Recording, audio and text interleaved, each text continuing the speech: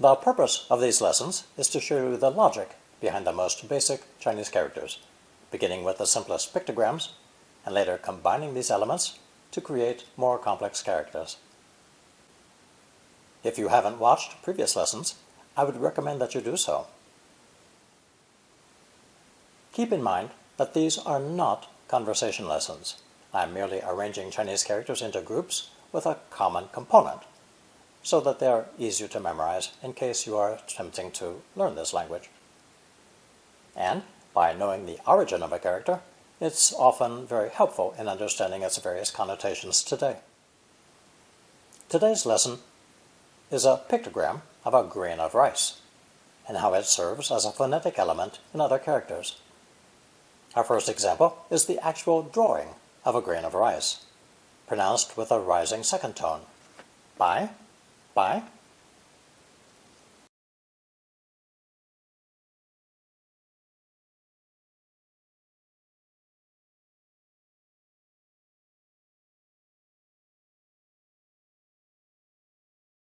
Today, however, this character is no longer used to talk about rice, but instead refers to the color of rice.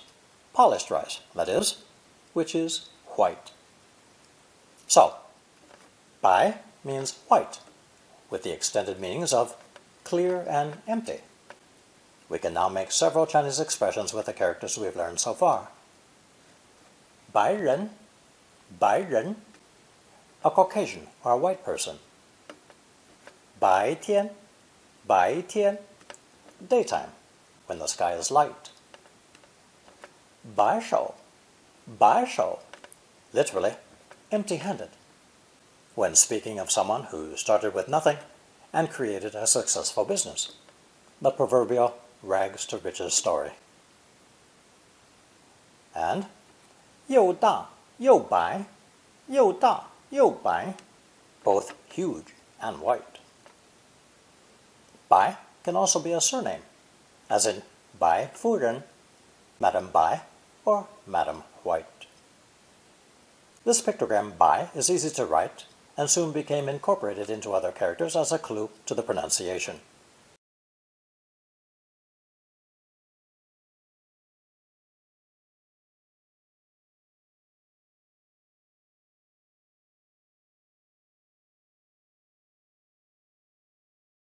This type of character is called phonosemantic, because it combines both sound and meaning.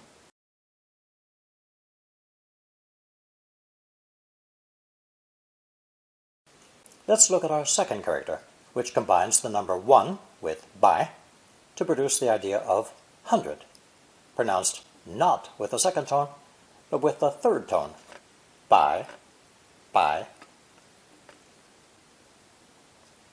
According to some scholars, 100 grains of rice placed in a row were used to indicate length, about 1/3 of a meter, and eventually this measurement simply became the number for 100.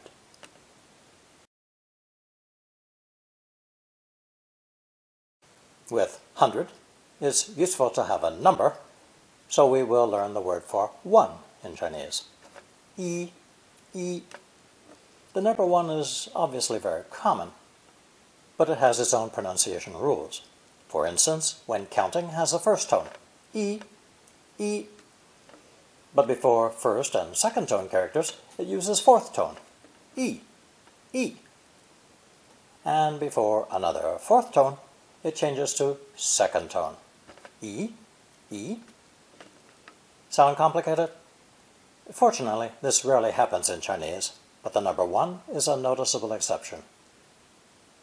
So, we can say 一天 for one day, 一手 for single-handedly, 一人 for one person, and 100 for 100.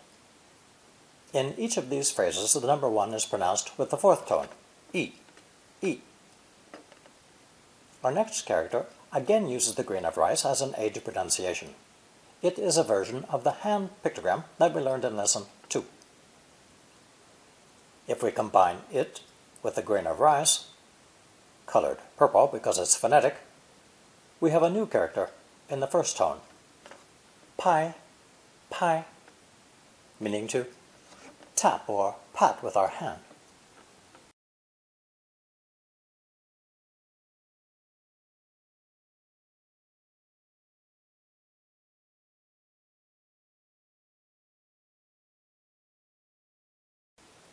Pai shou would mean to clap one's hands in time to music or to applaud. Chinese grammar allows some action verbs to be repeated twice to soften the meaning, especially when making a request or giving a polite command. So, for example, we might hear the host or MC of a television show say "pai pai shou" to welcome a performer.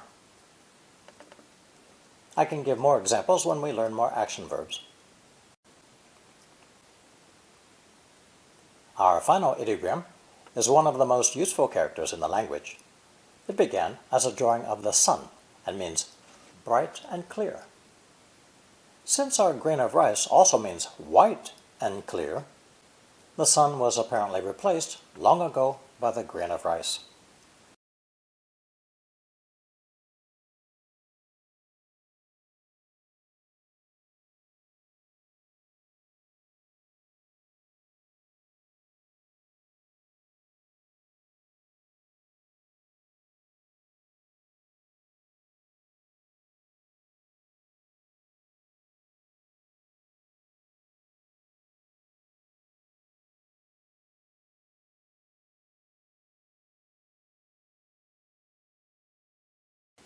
This character, pronounced fourth tone, di, di, replaced an earlier one representing a target or purpose, which is obviously related to the notion of clarity. The second pronunciation is much more common and has an unstressed neutral tone, d, d. This neutral tone is used to show possession, as in 人的手, a human hand, 大人的书, a book for adults. It's also used with adjectives, as in 大的手, big hands.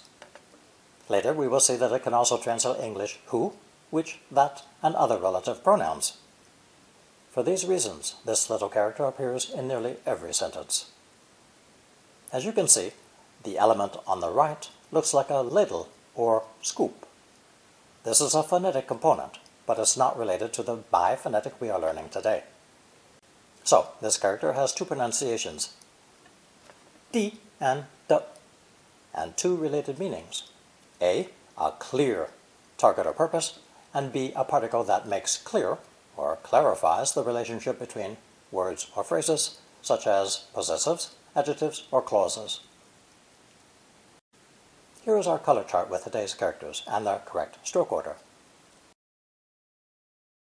Bai, bai,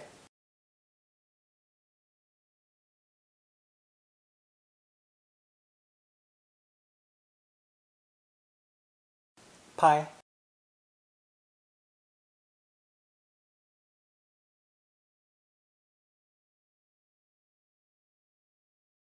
and di.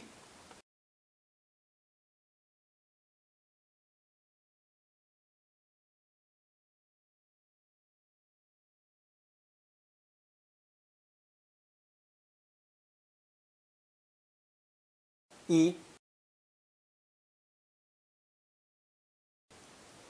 Remember, sky blue represents the high and flat first tone. Green is the color of trees and plants and represents the rising or growing second tone. Fiery red is where the voice drops and almost disappears, representing the dipping third tone. Yellow is the color of a sandy beach, which slopes down into the sea. White represents the neutral unstressed tone of d in today's lesson. In Standard Mandarin, there's only a small handful of characters with this tone. The following chart shows how these characters would appear in printed form.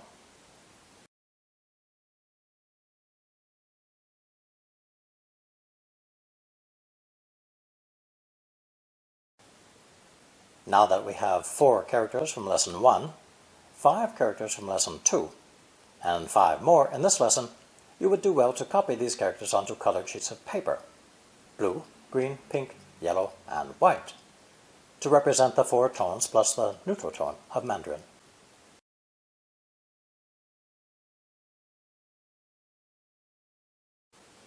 Write each character only in the proper square or circle, leaving the others blank.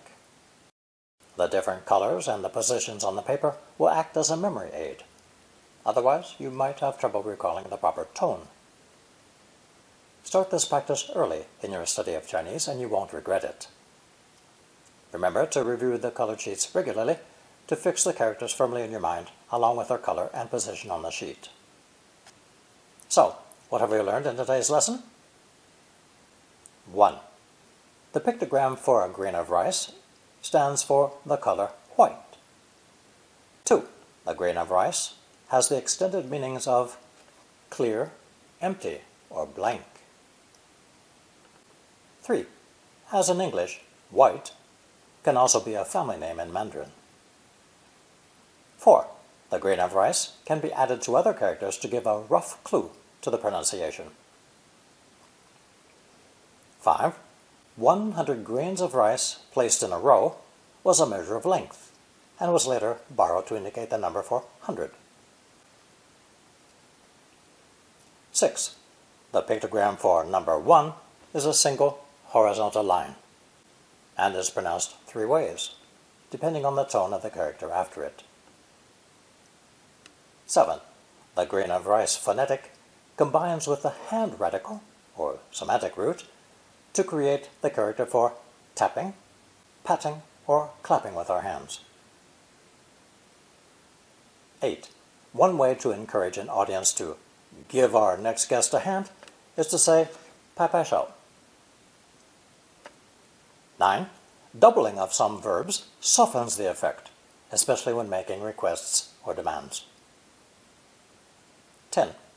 The original character for di or de was replaced long ago with a similar character, giving rise to more than one meaning. 11. The character de is extremely common because it's used with possessives and adjectives. Now you will find a short quiz on single, double, and triple character expressions. See how many you can recall from these 3 lessons.